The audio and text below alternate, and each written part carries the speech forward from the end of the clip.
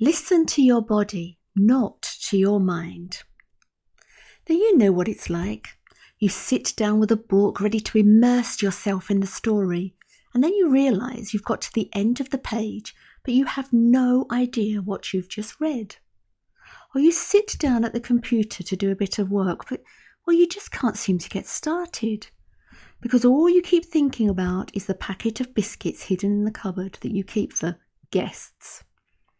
And you can't concentrate on anything else because thoughts of the biscuits keeps popping up.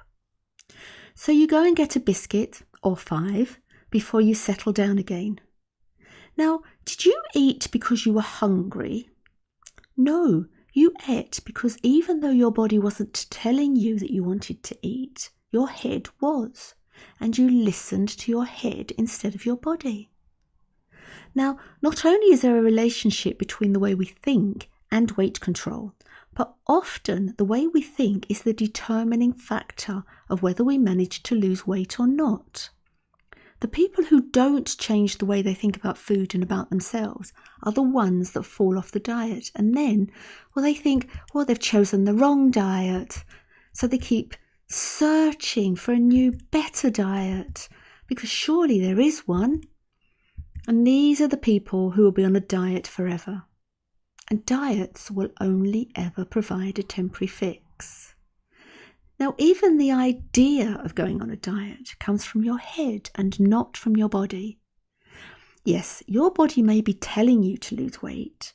You might be feeling heavy, or you have back or knee problems, or even be pre-diabetic. But your body is just telling you to drop weight, not to go on a diet. Your body and your mind is a self-regulating machine. Left to its own devices without the introduction of salt, trans fats and refined sugar, and a head full of thinking about how fat you are and lots of shoulds, your mind and body would regulate itself. When you stop listening to the diet thoughts shouting in your head, you can hear your body's quiet wisdom guiding you to eat what is naturally right for you, and you'll be drawn instinctively to what your body wants. Oh yeah, you might be thinking, left to my own devices, I'd eat every biscuit in England. But would you?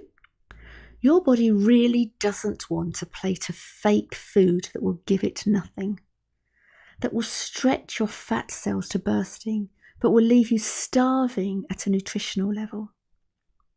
I've had clients that have been on diets that have consisted of shakes and meal replacement bars, and they long for fruit. Your body will guide you to satisfy its nutritional needs if you listen to it. If your body had a voice, what food would your body choose?